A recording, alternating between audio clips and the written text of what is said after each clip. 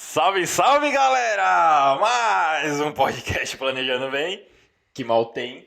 Eu sou o Bruno Toledo, eu sou o Felipe Bornelli. Se você tá achando esquisito tá falando tudo de uma vez, é porque hoje o Fê não pôde vir. Você tá muito feliz.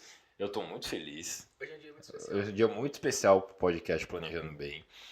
Infelizmente o Fê, o host, não pôde estar presente, então eu vou tocar essa entrevista sozinho. Mas o convidado que a gente tem aqui hoje, cara, é o meu irmão do coração. É uma pessoa que eu aprendi a admirar como profissional e como pessoa. E se eu for falar todas as qualidades dele, essa entrevista provavelmente vai demorar umas 4 anos, aí a gente vai virar o flow e eu não tô afim. Senhoras e senhores, Felipe Bornelli. Ah, moleque! Ô, Bruno, cara, é uma honra. Eu acompanho vocês há muitas semanas aí. É um prazer. Do que ela tá rindo? Não sei, mano. Do que você tá rindo? Porra, não fala disso. Cara, muito obrigado pelo convite. Você gostou, velho? Fico muito feliz. Pô, eu sei que a sua agenda é bem corrida. Você gostou do estúdio, das Cara, instalações? eu queria falar que eu vi os primeiros episódios de vocês, assim, é impressionante. É impressionante como vocês subiram na vida. O comecinho a gente gravava no host do Felipe que apresenta comigo, que hoje ele não pôde vir e tal. Não, era no prédio dele, né? No prédio dele. Começou no prédio dele, aí a gente subiu pro apartamento dele, a gente passou uns perrengues, agora a gente tá aí, cara. Animal, cara. Muito legal ver onde vocês chegaram, mano. Parabéns, vocês estão numa caminhada bem legal, velho. Continua. Agora, se você tá assistindo isso aqui pela primeira vez, caiu de paraquedas no Planejando Bem, o Fê vai uns episódios pra trás, ele é a alma desse negócio. Então, a gente só tá... A gente tá num ciclo onde a gente tá se entrevistando, tá? Irmão, vamos lá. Bom divertimento, pessoal. Entretenimento puro. Aproveitem. Hoje, em posição de entrevistado, de convidado, fala um pouco da gente. É um prazer estar aqui. Não sei se eu já falei isso hoje. Que bom. Gostou das instalações? Muito. Essa menina que mexe pra vocês aqui é muito boa. Ela só é um pouco brava demais. Mas ela dá conta, ela dá conta. Os meninos aguentam. Ela dá conta. Começa falando um pouco da sua história, de onde você veio, como é que você veio parar em São Paulo, da sua família. Cara, eu sou fãzaço da sua história, mas joga ela pro mundo. Joga ela pro alto. Joga ela pro alto. Então, a gente falou um pouco disso, principalmente no episódio 0, né? Mas às vezes você não teve o prazer inenarrável de nos acompanhar. E como a gente, eu não sei que número que a gente tá, mas ao invés de você voltar a 30 e poucos... Tamo aí, vamos fazer um resumão pro você, ó. Vamos fazer um resumo pra continuar daqui. Cara, eu sou o Felipe, né? Eu fui nascido e criado em Areado, Minas Gerais. Areado, conhecido pra muitos como a capital do sul de Minas. Ali no reduto do Mar de Minas, não sei se você conhece o Lago de Furnas. A minha cidade conta com a nata de basicamente uns 12.500 habitantes. Caraca, então, velho. Eu lembro quando eu assistia... Pô, já enche a Vila Belmiro. Vila Belmiro é fácil. Mas eu lembro de ver jogo do São... Tipo, viajar jogo do São Paulo, no Morumbi, 45 mil pessoas. Eu falei, cara, mas tem umas 3 pessoas exatamente iguais da minha cidade inteira, eu conheço todo mundo. É muita gente. Hoje tem condomínio, tem isso aqui em São Paulo. Mas, cara, assim, quantidade não é qualidade. Não, é que nem botafoguense, mano. Só tem Não, melhor, conta isso. Eu sou botafoguense. É o momento aleatório do Planejando Bem de hoje. Você é mineiro e é botafoguense. E mora em São Paulo? E mora em São Paulo. Sim. Tem muitas curiosidades aqui. Tem muitas curiosidades aqui. Mas por que o botafoguense, velho? Então, explica. É tipo o torcedor da Luz aqui em São Paulo. Não tem como o cara não ser fanático. Isso é uma coisa, mas imagina que assim, o meu pai, pra quem não sabe, ele é vascaíno. Desculpa, pai, sinto muito por isso. Depois de velho é mais difícil de mudar, mas meu pai é vascaíno. E eu tive essa sorte, talvez, de não ter herdado isso do meu pai, coitado. Então, meu pai é vascaíno e eu e minha irmã somos botafoguenses, porque na época que a gente era criança, a gente teve a opção de escolha. Quando você tem a opção de escolha, você pode escolher o melhor. E tem outra coisa, acho que foi bem na época que o Botafogo foi campeão brasileiro do Túlio. Não, cara, foi muito tempo depois. Não, você tá achando que eu tenho quantos anos? Foi alguns anos depois, mas eu lembro de criança imitar o Túlio fazendo gol, dando bundada na bola sentado. É mesmo? Então, tá vendo? Eu lembro disso. Teve essa fase maravilhosa na minha vida. Eu tenho algumas características pessoais, que, como ser botafoguense, que é um dos detalhes marcantes da minha personalidade. Tem outros, né? Você toca violino, mano. Toco violino. Você toca violino, velho. Faço mágica. Faz mágica. Faço mágica. Me dá R$100 pra você ver. Sobe na hora. Se volta, eu não sei. Se volta, eu não sei. É verdade. É verdade. O que mais que eu faço? Eu sou goleiro, jogo no gol. São coisas peculiares aqui, eu acho. Tenista. Não, Muito esportista, eu sou que nem um pato. Ando, nado e voo, não faço nenhum dos três direitos.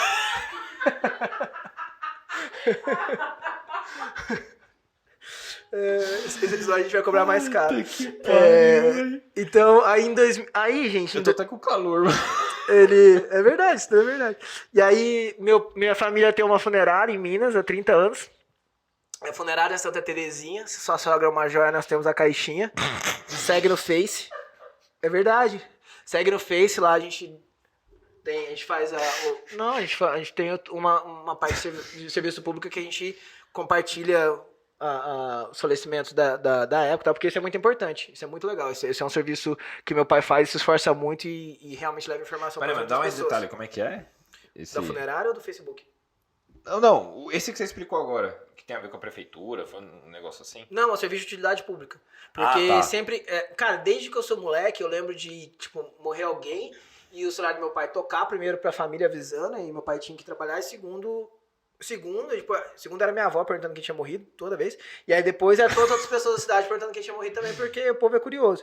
E aí a gente resolveu boa parte desses problemas com o Facebook da funerária. A galera não fazia por mal, entende? Porque às vezes era alguém que ela conhecia, muito provavelmente, numa cidade de 2.500 habitantes, vai ser alguém que você conhece. Então as pessoas perguntavam de bom coração. E às vezes elas não ouviam, porque lá em Areado eles anunciam todas as pessoas que falecem, ou que vão ter enterro na igreja. Então... Tipo no alto-falante? No alto-falante. Sabe, então, Mancha Clube? Atenção, associado, fulano. É mais ou menos isso. Atenção. Tem musiquinha. A família de Bruno Toledo comunica o seu falecimento. Seu corpo será velado em tal lugar, o sepultamento está marcado para tal horário. É isso. Só que às vezes tem gente que não via, porque tava fazendo outra coisa, não porque era longe. E aí ele podia ver no Facebook depois. Então, entendi. Seu pai era um canal de acesso pra saber. Ele é, né? Hoje ele é. Ele já era antes de uma forma um pouco mais manual. Aí hoje tem o Facebook, né? Hoje o Facebook ele veio pra poder fazer um pouco melhor essa transmissão de informação. Mano, Fê, mata uma curiosidade minha. Como é que foi crescer vendo o pai ter uma funerária? Então, gente, assim, a gente pode falar de algumas coisas, né, Bia? Eu vou te falar um negócio que aconteceu antes. Quando eu era moleque, devia ter uns 17 anos, eu conheci uma moça. E essa moça, a família dela... A gente tem histórico, né? A gente tem história, tudo bem. Aí eu conheci uma moça, essa moça, a família dela tinha motel, né? E pra mim, motel sempre foi uma coisa muito estranha, tá ligado? Porque assim, Areado tinha um, e assim, você não vai, né? Porque todo mundo se conhece. Tipo, no dia dos namorados, você tinha que reservar pra ir, né? Porque pra cidade inteira aí no... Não, mas então, não tinha muita utilidade, assim, porque, pô, sei lá, o negócio, você vai no motel... Isso, não tinha muito isso. Então, tipo, sempre foi um tabuzinho pra mim, tá ligado? Motel sempre foi. Funerária não. Só que a funerária normalmente é pra todo mundo. Porque muitas poucas pessoas têm teve o crescimento. E aí eu lembro de eu estar conversando com essa menina e eu falando pra ela. E ela falou assim, foi a mesma pergunta que eu sei, por isso que eu lembrei. Assim, mas como é que era? Que estranho, né? Eu falei assim, mano, normal, ué. Todo mundo, aqui uma hora eu sei, todo mundo vai. Então, assim, normal. Essa foi uma coisa que eu cresci de uma forma muito natural. Mas todo mundo vai morrer, mas nem todo mundo vai no motel. Me explica esse negócio. Aí você cresceu, eu tava assim, normal, andava nos corredores e tal. Isso pra mim era muito esquisito, tá ligado? A menina, tipo, ter crescido no motel. Mas, mano, isso pra mim é esquisito até... Então. Mano, eu fiquei imaginando. Tipo, a criança dando com a Barbie no meio do hotel e a galera saindo. Levantou a toalha, mãe, tem mais toalha pra lavar. Tipo, mano, quem tinha essa toalha antes? Tá ligado? Não era normal. Mas eu lembro de eu falar pra ela, assim, cara, eu acho que ali rolou uma sinergia, eu vi uma oportunidade de negócio. Falei, cara, aqui é um negócio muito interessante, né? Porque mais que a gente sejam caminhos talvez bem opostos, tem uma sinergia de negócio assim. O que a tua família começa, a minha termina. O que então, muita coisa que nasce ali gera demanda pra minha. Era um negócio pra ter sido investido. Você foi empreendedor. Puta Pensei muito nessa época aí. Pensei muito. Falei pro meu pai, pô, a gente podia fazer os negócios desse tipo, mas acabou não virando. É um ciclo que não vai acabar nunca, velho. Mas foi isso, mas assim, crescendo numa funerária, eu acho que ele me ajudou a entender o processo da morte de uma forma diferente da maioria das pessoas, porque assim, a gente, não, assim, eu e você, né, Bruno, hoje a gente trabalha com isso, então a gente acaba lembrando as pessoas que o inevitável vai chegar em algum momento. Só que, cara, assim, uma coisa é você comentar. Eu lembro que quando eu tava pra entrar na Prudential, eu recebi uma pergunta num dos processos de uma pessoa responsável pela a minha aceitação ou não aqui dentro, que era se eu tava preparado pra lidar com esse tipo de assunto, né? De, pô, falar que a pessoa vai morrer e tudo mais. Aí eu virei pra ela e falei assim, você tá há quantos anos aqui? Tô, sei lá, há muitos anos, 20, sei lá. Eu falei, quantos sinistros você já viu? Ela falou assim, muitos. Eu falei assim, eu era dia sim, dia não. 30 anos. Então, eu tenho certeza que eu vi mais sinistro que você. Então, Bruno, assim, ter passado por isso todos esses anos, e não foi só eu, né? Principalmente disparado meu pai, assim, meu pai é o cara que estava realmente na frente do negócio, ele tá na frente do negócio até hoje. Então, a nossa relação com a morte ter sido tão relembrada e de forma tão constante durante tantos anos... Era alimentada todo dia, né? Cara, assim, a gente, por mais que a gente lide e fale isso com as pessoas, é o que eu tava falando, assim, a gente não lembra todos os dias realmente que isso vai acontecer. A gente fala muito dos impactos econômicos de uma falta. É muito mais suave do que você ter o contato realmente com o cara que morreu, entende? Isso é uma lembrança muito mais carnal e muito mais forte de que a nossa vida está chegando muito mais perto do fim. E isso é impossível que não deixe sequelas, entende? Então eu entendo muito que isso deixou sequelas em todo mundo lá de casa de alguma forma. E cara, assim, cada um vai ter seus problemas. Esse é o problema, esses são os problemas que a gente lida. Caraca. Você foi do pato que não faz nada direito. Nada direito, Até o dia não quer mais, é sempre menos, é isso aí. A sequela de conviver numa funerária. Mas aí, mano, vamos... Tá, desculpa, eu vim pra São Paulo. Eu entrar agora nisso. Você me perguntou, eu esqueci de responder. Eu vim pra São Paulo em 2008, a contragosto do meu pai, da minha família, fazer publicidade na Casper Libero. Saudosa Gazeta.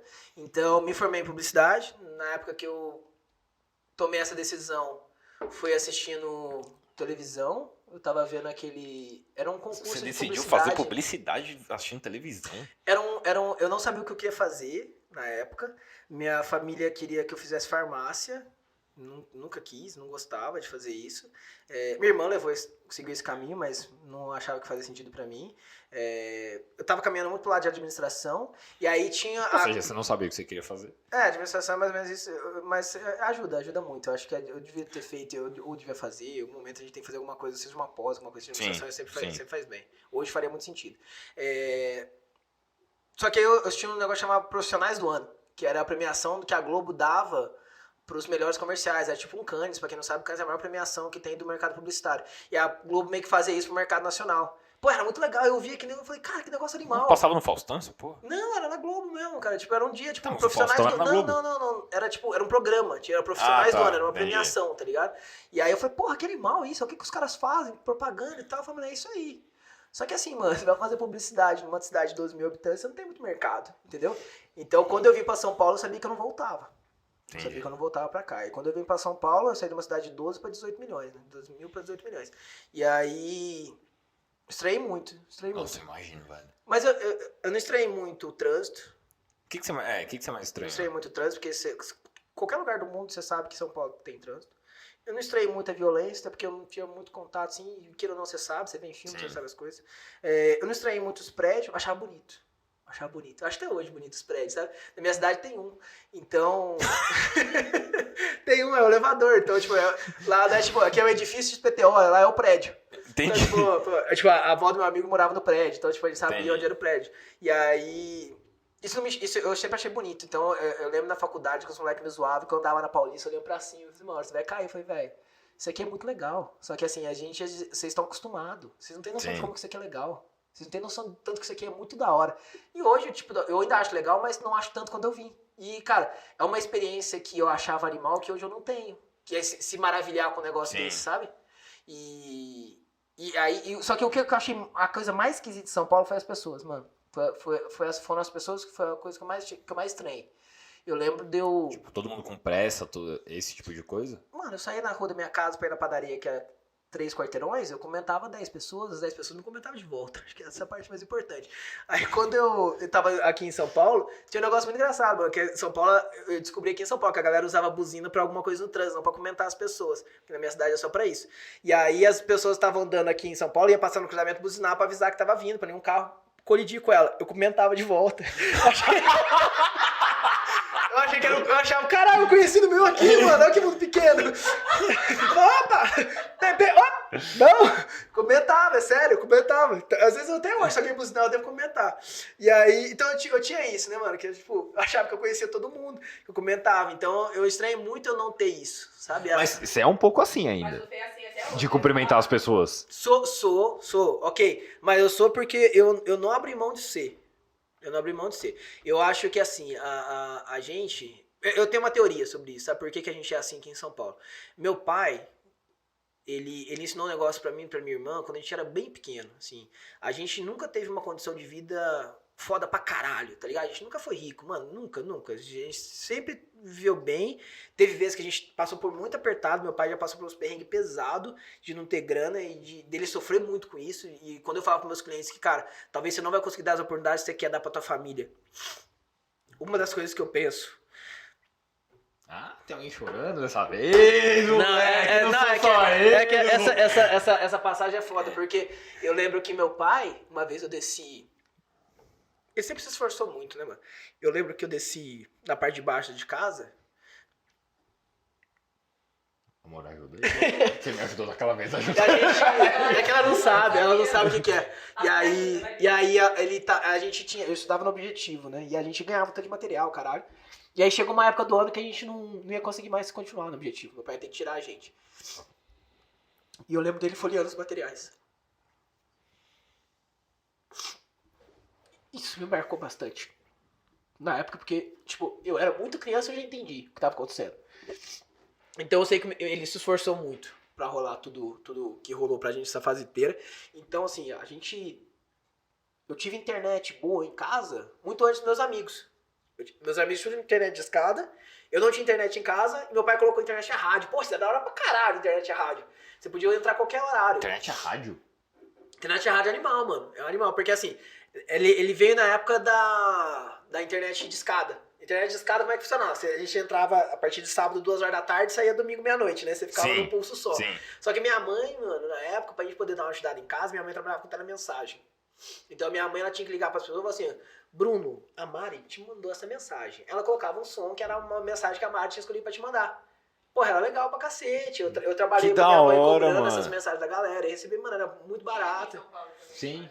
Tipo, esse aí é a parte de telefone quando não tem fogo de artifício e um Uno na tua porta com um carro de som. É isso. Aí a minha mãe mandou só por telefone.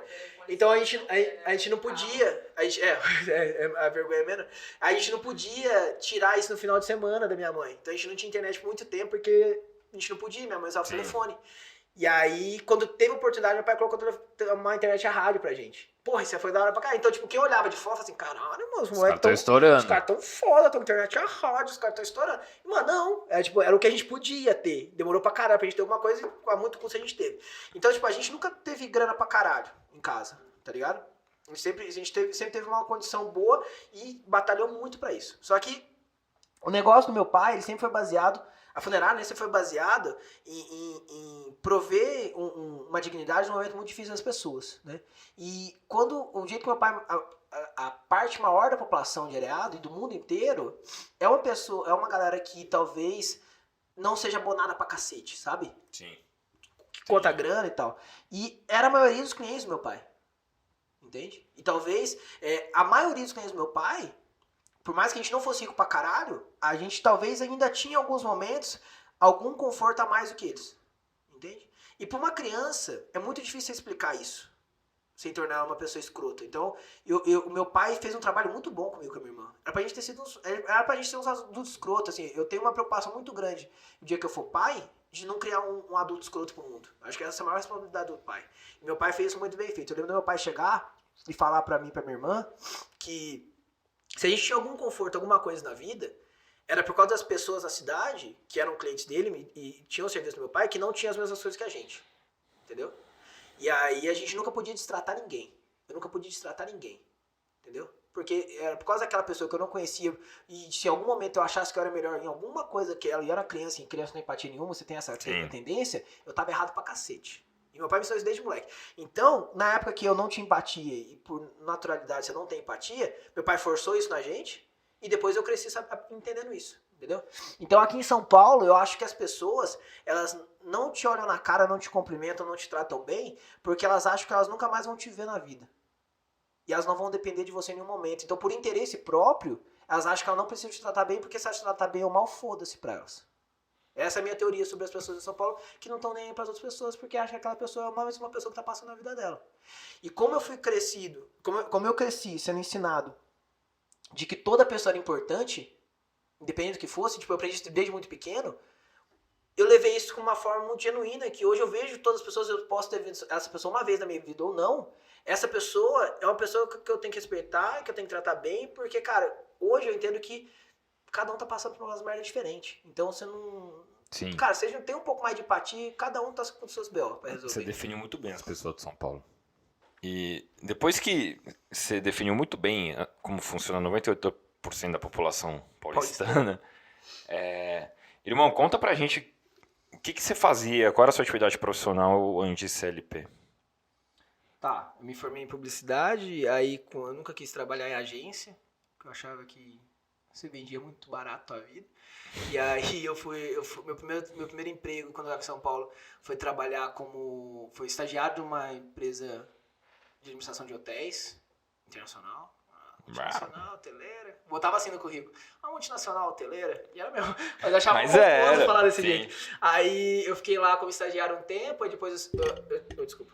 Eu fiquei estagiário um tempo, aí depois... Foda, primeira vez que você veio no podcast. Foi tá mal. normal batendo. Tá tudo bem? Não, tá tudo bem. Primeira vez que ele vem, não. Desculpa, eu não entendo bem como é que funciona esse negócio de microfone. É aqui que fala, né? Aqui que fala. Aí eu fiquei um tempo lá, depois eu fui trabalhar com uma empresa de saúde. Eu trabalhei nessa empresa de saúde, eu fui promovido lá, virei gerente de marketing nessa empresa. Eu fiquei lá até virar gerente de marketing. Aí eu saí e abri meu próprio negócio com outros 2 sócios. Também era uma empresa de saúde, que era uma empresa que buscava ajudar as pessoas a ter um atendimento de qualidade pagando um pouco. Então era uma intermediadora de atendimentos médicos. A gente eram meio que consultas, exames e procedimentos particulares com valores populares. Tipo o Doutor Consulta? Veio antes do Doutor Consulta. É mesmo? Veio antes do Doutor Consulta. Que a diferença do Doutor Consulta é que eles têm clínicas próprias e a gente, na época, tinha credenciados. Ah, tá. Entendeu? Então a gente credenciava o lugar e mandava os clientes pra lá. Cara, eu fiquei muitos anos tocando a Viva Mais. Muitos anos mesmo. E aí, teve uma hora que eu cansei, que eu falei, cara, eu aprendi muito, eu saí da faculdade aqui já, entendeu? Então, tipo, tudo que eu aprendi, eu cresci profissionalmente ali, foi batendo a cabeça. Então, eu falei, cara, eu preciso ter uma referência, mudar um pouco pra ver se eu consigo evoluir fortemente de forma profissional, mais do que aqui, porque aqui eu tá, mano, muito aos trancos e barrancos, eu não tenho nada pra me ser de referência, entendeu? Tipo, vou seguir aquele modelo. Ter alguém de referência profissionalmente. Era eu fazendo minhas coisas e eu fazendo meus corre. E aí, caiu de eu ter conhecido uma galera no evento corporativo que eu tava, aí o cara me convidou pra trabalhar com eles. E era, de novo, uma multinacional, só que era uma multinacional de tecnologia. E eu tava começando a interessar um pouco por tecnologia na época, né? E aí... Você não trampava com tecnologia até então? Então, na Viva Mais, cara, assim, foi lá que eu comecei, né? Trabalhar com publicidade, formado em publicidade. Na Viva Mais eu vi que, cara, às vezes eu queria fazer algumas coisas e eu não sabia fazer. Tipo, tecnologia, sabe? Tipo, site, cara, qualquer coisa. Eu não sabia fazer. E eu dependia muito dos outros. Eu odeio depender dos outros. Eu odeio depender dos outros. Então, eu comprei um livro e aprendi a programar com um livro. Porque... Mano, não é possível. Eu juro, tá lá em casa. É que assim, o meu susto é porque, mano, você é o maior gênio que eu já vi. Tudo bem, quem tá falando é o cara que tem uma agenda do papel e usa caneta que deixa ele puto toda vez que eu anoto lá minhas coisinhas. Mas, mano, eu acho você, velho... Você tá achando estranho com o Bill Gates. Pra mim, você é o Bill Gates. Aí você tá achando estranho com o livro. E aí, que isso foi há 10 anos atrás, mano. Mas a internet era tudo mato, não tinha ainda essas coisas. Não. Foi por isso. Eu achei que você tinha feito algum curso, alguma coisa, Fê. Não, eu comprei um livro e aprendi com o livro e depois eu fui fazer algumas coisas, fui aprendendo meio que na raça. Mas foi isso, tipo, aí até por ter aprendido isso, me capacitou pra poder entrar nessa empresa. Os caras me convidaram, porque era um diferencial muito grande isso que eu tinha, de conhecer tecnicamente as coisas. Porque normalmente um cara que tem a formação que eu tenho, não tem uma formação técnica. Porque eu arrumo outra, eu acabo que eu consegui juntar as duas coisas. E aí eu fiquei nessa empresa por muitos anos também, acho que eu fiquei 4 anos trabalhando lá e foi muito legal, aprendi muito. O que eu queria eu tive, então eu tive exemplos profissionais excelentes a serem seguidos, aprendi muito, tive exemplos profissionais a não serem seguidos. Acho que tudo é um exemplo, seja bom ou ruim, Sim. então você tem que servir de Com lição. qualquer coisa você aprende. Levei muitos amigos de lá. Hoje tenho amigos pessoais. O Ney, inclusive, que a gente já trouxe aqui no podcast, eu conheci ele na época que eu trabalhava nessa empresa, eu atendia ele. Lembra que a gente falou disso, acho que na entrevista dele, então eu conheci ele lá. E fiquei lá até tomar a decisão de ser um life planner. Foi a decisão que eu tomei há alguns anos atrás também. Entendi. E até pegando esse gancho, que opinião que você tinha sobre seguro até você contratar o seu? Sim, e o que mudou? A gente é E segurado, né? o que mudou depois? Como foi a sua experiência como cliente da Prudential? Cara, E antes? seguro de vida pra mim, quando eu era novo, moleque assim, eu achava aquilo que eu acho que a maioria das pessoas acha, assim, é coisa de rico. 2, deixar grana pra alguém se eu não tiver aqui mais, sabe? Tipo, vou deixar alguém rico se eu não tiver aqui. Então, o seguro de vida era isso, era coisa de rico pra deixar outra pessoa mais rica se aquela rico não tivesse aqui. Então, a minha percepção sobre seguro era essa. E aí eu lembro, talvez até tendo um pouco dessa relação com o cara ser rico, apesar de ter um seguro, eu lembro de um moleque, eu descobri que meu pai tinha um seguro de vida, não lembro como. Meu pai em algum momento teve um seguro de vida, não sei se ele, por quanto tempo que esse seguro de vida durou e tudo mais. E aí eu lembro de eu pensar, moleque, assim na cabeça, falei assim, caralho, molecão, meu pai tem um seguro, meu pai tá bem na fita, eu não tinha essa noção. Porque eu falei, mano, isso aqui é coisa de bacana, tipo, né? tamo bem.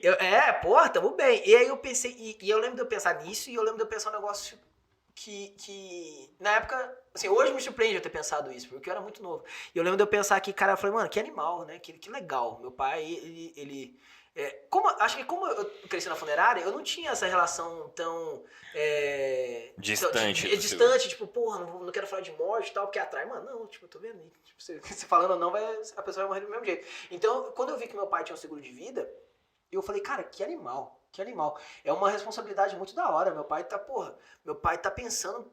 Porque eu vi o corre que meu pai fazia para as coisas acontecerem lá em casa. Eu falei assim, caralho, mano, meu pai pensou na gente. Meu pai tá querendo garantir que se ele não tiver aqui pra fazer o corre, a gente não vai passar apertado. Que da hora, né, mano? Sim. Me deu uma tranquilidade financeira de tipo, se meu pai não estiver aqui pra ajudar nós, eu sei que a gente não vai passar apertado.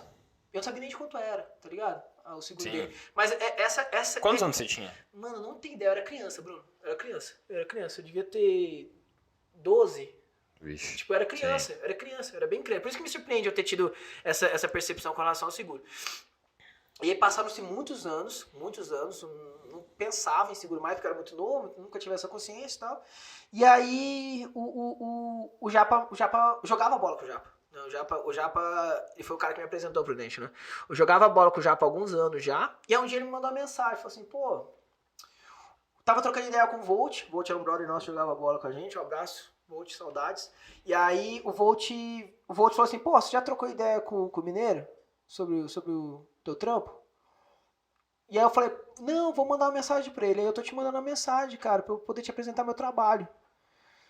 E, cara, eu aprendi um negócio com anos tentando empreender, né, que era o que eu fazia na Vamais, que é assim, mano, isso serve pra você, seu filho da puta que tem um brother que tá fazendo qualquer coisa na vida dele.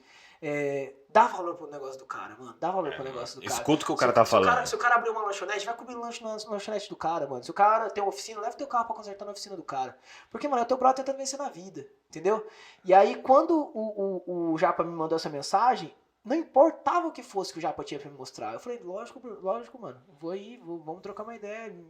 Me mostra o que você faz. Animal, mano, me mostra o que você faz. Quero conhecer o que você faz. Quero conhecer o seu trampo. Por favor, me mostra o que você faz. Ele falou assim, você fica onde? E na época, eu trabalhava alguns dias na empresa e muitos dias em casa. Então, assim, não tinha muito local onde eu ficava, né? E ele falou assim, você fica onde? Eu falei, Japa, você fica onde? Que eu te encontro. E, mano, ele tava aquele negócio, não, eu vou até você. Eu falei, mano, eu não quero te incomodar. Me fala onde você tá que eu te encontro e tal. E, mano, foi difícil pra caralho, porque ele queria me encontrar e eu queria encontrar ele. Ele não queria que eu encontrar ele, não queria me dar o trabalho. Eu falei, Japa, me fala onde você fica que eu te encontro lá. Ele falou assim, eu fico em tal lugar. Assim, mano, beleza, eu vou aí, a gente toma um café. Eu que marquei a reunião com o Japa. E aí, ele falou assim, você pode vir tal dia, tal horário? Eu falei, posso. Eu marquei um dia que eu ia pro escritório, que o escritório ficava... que ficava na marginal, né? Ficava ali na marginal na frente. E o escritório onde o Japa ficava era perto, assim, era meio que caminho pra minha casa. Então tudo bem. Então eu peguei o carro. Que é o antigo. O antigo escritório nosso. Aí eu peguei o carro, fui pra lá, estacionei, mano. Paguei meu estacionamento pra contratar com o Japa, tá ligado? Falei, mano, vou ir. Nossa, mano, você é o cliente perfeito, Fê. O Japa falou isso algumas vezes pra mim. Mas eu acho legal, mas nesse tempo todo eu tava, tipo, querendo Mas você não sabia que era seguro ainda? Não tinha ideia, Não? eu nem perguntei o que era. Cara, eu lembro que eu cheguei, mano, eu achei muito legal, que eu fiquei esperando lá na recepção, né? E aí, mano, me chega o Japa, que era o cara que era o japonês que eu jogava bola, mas alinhado. Eu olhei, eu falei, nossa. Não pode ser. Nossa, eu falei, você é louco, tem médico hoje? Falei pra ele, eu falei, mas tá bonita. Terno, gravata, alinhado. Eu falei, onde que eu tô fazendo aqui? Eu falei, porra, cara, pensei, vou fazer o Japa perder tempo. Você tava de botina? Provavelmente. Entendi. Provavelmente. Muito provavelmente eu tava de botina, normal. Top. E aí, o Japa, mano, alinhadaço. O Japa é o menos inimigo da moda que eu conheço. E aí, mano, ele falou assim, pô, Mineiro, imagina, o Japa daquele jeito todo pomposo de ser. Ele falou assim, vem cá, vamos trocar ideia, pegar uma salinha pra gente. Sentamos na salinha, o Japa começou a me explicar, pô, eu trabalho aqui, não sei o quê. E, cara, eu tento lembrar da minha abordagem com o Japa e eu não consigo ver a abordagem que eu faço. É estranho isso, né?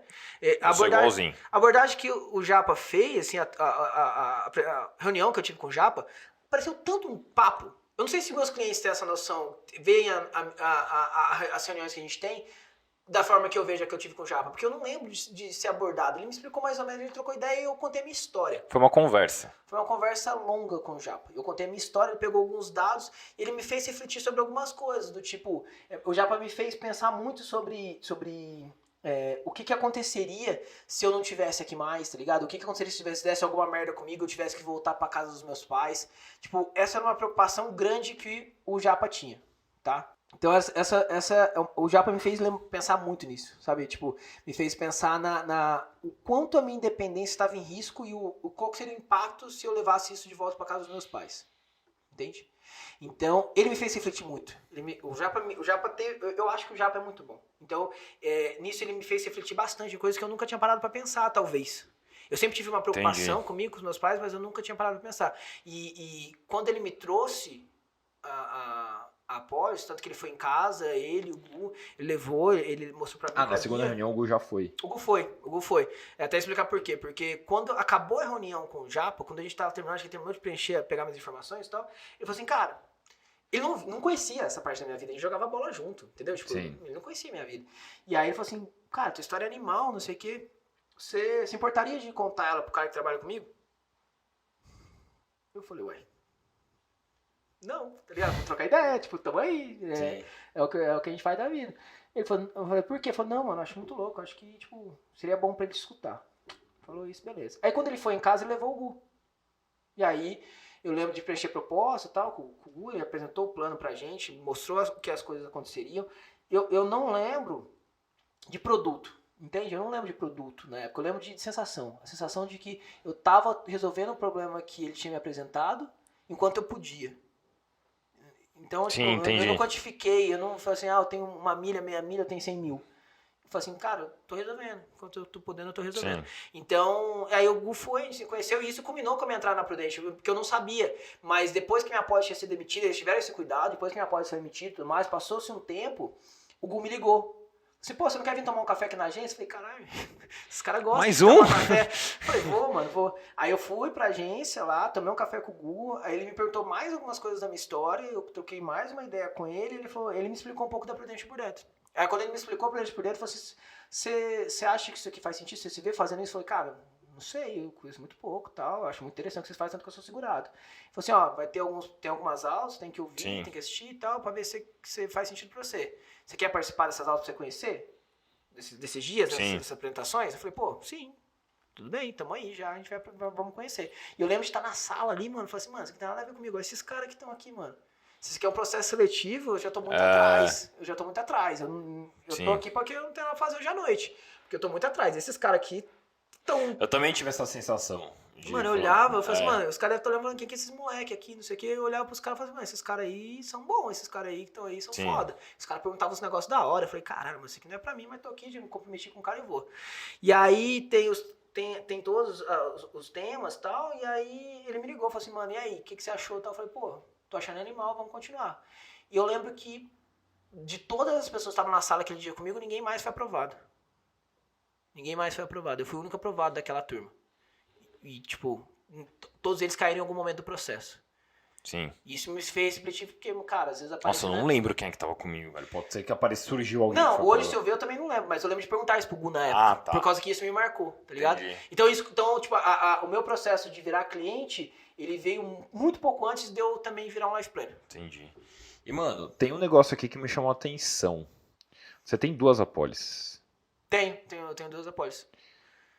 Tá, a primeira você já contou que foi quando o Japa essa questão trocou do ideia, Japa sim, e tal, sim. mas e a segunda? Porque ela não veio logo na sequência da Não primeira. veio junto, né? Quando eu virei cliente, eu fiz uma apólice, resolvi o que tinha pra resolver, e dali pra frente eu comecei a trabalhar com isso, né? Eu comecei a fazer apólice pras pessoas, Sim. eu comecei a fazer um planejamento pras pessoas, e aí, a minha vida mudou em diversos sentidos.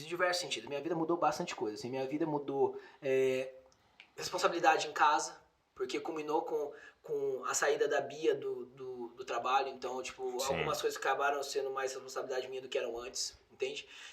Eu tava em um outro momento de vida profissional, quando eu virei cliente. Sim. Eu tinha uma outra renda, muita coisa mudou. Então, a minha apólice já não refletia mais a minha necessidade.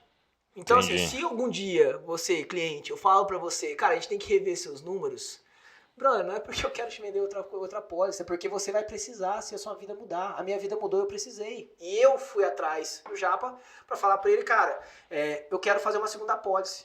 Porque meu primo fez isso comigo também, eu achei muito legal. Eu não sei se já contei isso, mas Já contou. meu primo fez isso, eu achei muito legal, porque foi a mesma coisa que eu fiz. Então eu liguei pro Japa e falei, Japa, eu preciso rever minhas coberturas, eu preciso fazer um complemento à minha apólice. Porque hoje não é mais personalizado, o que a gente fez não resolve mais o problema. Entendeu? Então, eu lembro tem uma curiosidade legal disso. Eu lembro que eu fechei a minha apólice, minha segunda apólice eu fechei ela, tipo, era 11h30 do dia 12 de novembro. Meu aniversário dia 13. Então, Pra não ficar mais caro eu não queria, porque eu sei, Sim. né? Tipo, e quando eu falo pra você também, cara, quando a gente tá fazendo reunião, eu falo assim, mano, espera o seu aniversário espera o passar. teu aniversário, vai ficar mais caro. Ó, pra você ver o que eu fiz. Eram 11h30 da noite, antes do meu aniversário, eu tava fechando uma apólice de seguro de vida, porque eu não queria ficar anos pagando por uma idade que eu não precisava ter. Eu travei a minha idade um ano antes. Então, esse foi o processo da minha segunda apólice. E quem desenhou a minha segunda apólice fui eu. E isso é um ponto também. Eu liguei pro Japa e falei o que eu queria. Eu quero isso. Eu falei, eu quero essas coberturas nesses valores. Então. Irmão, assim, a gente tem algumas particularidades bem semelhantes. O fato da gente não ter filho e a nossa batalha por cachorros ser os beneficiários ainda não foi vencida. Eu não perdi a esperança ainda. Um dia o Sputnik vai ser. Um dia a gente vai conseguir. Mas por que uma cobertura de ausência tão alta? Minha cobertura de ausência é mais alta do que a maioria dos meus clientes do mesmo perfil que eu. E eu falo para todos os meus clientes quando eu tenho a oportunidade, e vou falar agora para você, se eu nunca te contei, eu vou te contar agora, tá? Meus pais, assim, meus pais eles trabalham até hoje, né? Meu pai trabalha na funerária, minha mãe trabalha na prefeitura, e meus pais trabalham muito. Meus pais trabalharam muito a vida inteira, e meus pais deram muito para mim e para minha irmã. Eles mataram para dar o que eles podiam dar pra gente, né? Meus pais estão chegando aos 60 anos, sabe? Tipo, e não é um trabalho que é de boa do meu pai. Sim, a gente fala brincando, a gente ri e tal, mas não é um trabalho de boa, muito pelo contrário. E eu não queria que meu pai fizesse por muito mais tempo, entende? Entendi. Eu queria se ele quiser continuar, ok, mas que ele não precise, que seja uma opção. E se por acontecer alguma coisa contigo nesse período, você vai dar esse esse é o meu medo, porque eles. assim, Bruno, eu tô trabalhando muito pra poder ter grana pra ajudar meus pais no final de vida deles. Pra eles não terem que preocupar com nada, pra eu tentar dar um pedaço do que eles deram pra minha vida inteira. O que me preocupa pra caralho? Se eu não estiver lá. Se eu não estiver lá na frente, quem que vai garantir isso, meu pai? Porque assim, eu tenho a minha irmã, a Poliana, porra, tá fazendo o corre dela. A Poliana trabalha de madrugada, a Poliana trabalha de terceiro turno, vira a noite trabalhando e tal, mano, ela tá conquistando dela. Então, tipo, eu tenho a tendência de não jogar isso nas costas dela. Então, eu tomo essa responsabilidade pra mim. Eu fico muito preocupado de não estar lá na frente e não ter quem garanta que o final da vida dos meus pais vai ser digno ou, no mínimo, compatível com tanto que eles trabalharam a vida inteira pra ter de conforto. Então, é por isso. A minha cobertura de ausência é por causa dos meus pais.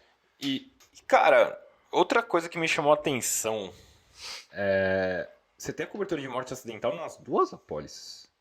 Tenho. E a gente continua na batalha de botar cachorro como beneficiário. Sem independência, né? É isso que você quer dizer. Cara, assim, a questão do morte acidental, Talvez tudo muito do que eu acho das coisas é por causa da funerária. Mas eu acho que assim, quando uma pessoa ela tá doente, você tem tempo de se despedir dela. Sabe? A pessoa tem tempo de se programar, as coisas vão dar errado, você sabe que vai dar errado, mas, mano, é aquilo ali mesmo e já era, entendeu? Então você meio que se programa, você se resolve. O trauma é grande, mas é menor. Entendeu? Sim. Agora, quando tem uma morte acidental, eu acho que o transtorno é muito maior. Entende? O transtorno é muito maior. Então, como minha família mora em Minas, eu pego muita estrada, assim, eu tô muito exposto, eu achava que era uma chance de eu dar, talvez, um conforto financeiro um pouco a mais para as pessoas que são importantes para mim. Sim. Mas quando eu disse, eu acho que, tipo, que o de uma vez machuca mais ainda, sabe? Então, pô, é por causa disso. Quando eu falo que você é um cara diferenciado, é por causa desse tipo de coisa, velho. Idiota. É verdade. E você tem a cobertura de doença na sua segunda apólice, ela é abruptamente maior do que na primeira. Mas me fala por que ela tá tão alta hoje? Hoje eu acho que todo mundo que puder tem que ter o máximo que você consegue pagar de doenças graves que você pode ser aceito. Concordo. O que a Prudential paga. Entende? Concordo. Eu ainda não cheguei nisso, mas a gente tá caminhando para isso. É o que eu pretendo na minha próxima apólice, completar o que falta. Da minha primeira apólice para a segunda, eu tinha uma consciência de que poderia acontecer. Em algum momento eu ficar doente. Eu sempre tive esse medo, sabe? Tipo, porque aí colocaria eu depender de alguém, caralho. E aí, na primeira apólice, isso resolveu. Eu falei, porra, não, já tenho uma grana aqui que eu já não dependo de alguém. Já tá bom, tá ligado? Só que entre a primeira apólice e a segunda apólice, a gente teve o diagnóstico da Bia em casa, né? E o diagnóstico da Bia, ele foi de muitas formas impactantes pra gente, né? E perceber como a falta que a Bia não pôde, assim, a gente já falou isso em alguns episódios, a Bia já veio aqui e já falou isso, a Bia não pôde ter essa cobertura. E eu perceber o transtorno que aquilo causou na nossa casa, o transtorno financeiro que aquilo causou, e o tanto que aquilo colocou a vida da Bia, que era uma pessoa tão importante pra mim, em risco, me fez repensar o quanto que essa cobertura era importante. Entende? Então, eu aumentei bastante minha cobertura de doenças graves na minha apólice que eu desenhei por causa disso. Porque talvez eu aumentei meu nível de consciência com relação a esse você problema. Viveu na pele também o negócio, né, junto com ela. Provavelmente. E, cara, você tem uma cobertura que eu não tenho, Fê. Você tem uma que eu não tenho. Tá zoando, filha da puta. Não, tô zoando. É nóis, mano. Que é a perda de autonomia pessoal. E ela é um valor bem expressivo. Além de você tem muito. Tá. Por quê? Esse foi o motivo que eu fechei minha cobertura. Esse foi o motivo que eu fechei minha apólice de seguro de vida lá atrás, sabe? Pra quem não sabe, perder autonomia pessoal, você perder a capacidade de viver sozinho porque você teve um acidente ou uma doença. Basicamente Sim. Isso. Vai depender de alguém o resto da sua vida. Né? A Bia já brigou comigo com relação a isso, mas eu não gostaria de mudar meu discurso. Se acontecer alguma coisa nesse nível comigo, mano, se eu tiver um problema tão sério que eu preciso depender de alguém pro resto da minha vida, tem uma cliente minha que fala que a gente virou uma goiaba. É isso. Dali pra frente você não gera renda mais. Entende? Cara, eu e a Bia, a gente não tem filho, sabe? O Sputnik só, mas tipo, o Sputnik ele viria melhor com ela, nesse caso, sem eu, do que com nós dois. E a Bia é nova, então eu não jogaria isso nas costas dela. Eu não jogaria. Eu não faria isso com ela, entendeu? Eu voltaria pra casa dos meus pais, que é o único porto que eu tenho de volta, entende? Provavelmente voltaria pro mesmo quarto que eu cresci, pra mesma cama que eu dormi por muitos anos, e ali eu ficaria até morrer. Esse provavelmente seria o final da minha vida se isso acontecesse comigo. E eu tinha muito, muito medo de que eu chegasse nisso e meus pais, na idade que eles estão hoje, eles tivessem que cuidar de mim desse jeito. Porque uma coisa, mano, é você estar nessa situação. Eu falo que a cobertura de doenças graves, a cobertura de perda de autonomia, não é pra você, mano. Você já se fudeu, tá ligado? Dali você não faz mais nada. Eu falo que é pra blindar as pessoas que você ama de não terem que lembrar de você daquele jeito. Porque assim, quem ia ter que levar eu pra tomar banho era minha mãe, quem ia ter que me trocar era meu pai, quem ia ter que colocar comida na minha boca seria tipo um dos dois, entendeu?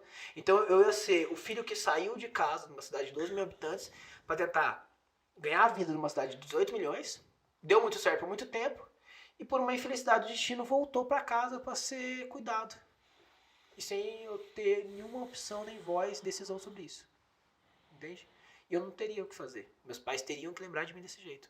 Então, quando eu me fosse, eu não ia como o filho que saiu de casa pra ganhar a vida. Eu seria como o cara que foi cuidado até o final. E isso me assombrava demais. Então hoje, cara, se acontecer uma coisa desse jeito comigo, eu tenho grana, assim, primeiro que eu vou voltar pra casa dos meus pais, tá? Eu continuo não colocando isso nas costas da Bia. Só que se eu voltar pra casa dos meus pais, vou voltar pro mesmo quarto que eu cresci, vou voltar pra cama onde eu dormi por muitos anos. Mas eu tenho grana suficiente pra eu ter a capacidade, mesmo sem conseguir gerar renda dali pra frente, pagar uma enfermeira, talvez um home care pro resto da minha vida. O tempo que ela durar. Entende? Então meus pais não vão ter que lembrar de mim desse jeito. Eu blindo os meus pais de não terem que lembrar de mim. Eles vão ver o resto da minha vida comigo, mas fazendo o que dá pra fazer, mas não tendo que passar por isso. Eu vou, enquanto eu pude, eu resolvi um negócio que era responsabilidade minha, e por causa de eu ter tomado essa decisão, eu protegi as pessoas e eu vou ter como pagar o meu tratamento. É isso. Foi por isso que eu fechei meu seguro, na verdade. É verdade, eu nunca te contei isso? Não. É por isso. Meu seguro, minha primeira apólice veio por causa disso. É verdade. Tem gente que nem. Tem life planner que nem fala dessa cobertura. Eu acho um absurdo. Tá bem? Você tá bem, Bruno? Tá tudo bem? Cara, sabe quem ia gostar muito de ver essa entrevista? O cara que grava o podcast comigo. Ele chama Felipe também. Bonito nome. A mãe dele deve ter bastante bom gosto. Você deu... Eu não sei já em quanto tempo tá essa entrevista, mas você deu algumas lições que muita gente pode levar pro resto da vida. De como ser filho, de como ser marido, de como ser uma pessoa de culhão, de como ser uma pessoa que não terceiriza a responsabilidade. E, pô, eu sou muito grato de ter te encontrado nessa caminhada. Você é fofo, Bruno. Obrigado. Você zoou meu time quando a gente se conheceu. Oi? Você zoou meu time quando a gente se conheceu. Mano, tipo... Eu não sei se eu já contei isso aqui, mas quando a gente foi pro Rio, no treinamento da Prudential... A gente foi junto, a gente passou na frente do CT do Botafogo e você tava sentado atrás de mim no ônibus. A gente tava trocando ideia, esse idiota não sabia. Aí eu falei, mano, coitado, né? Botafogo. Tipo, porra, Botafogo só se ferra. Aí ele falou, cuzão. Vai se fuder, Bruno. Falei, vamos tretar agora. Falei, mano, você torce pro Botafogo? Eu falei, você tá tirando? Tipo, como se fosse a coisa mais natural do mundo. Toda esquina que você vira, você acha um torcedor do Botafogo. E, velho, manda... Como todo entrevistado deixa uma mensagem final... Obrigado. Apesar de você já ter falado muita coisa que as pessoas podem levar como lição e até amadurecer, que tem muito cara da sua idade que vive como uma criança de 14 anos ainda. Gente mais então velha, é uma bela oportunidade de as pessoas amadurecerem. Deixa uma mensagem final pra geral aí. Galera, o que assim...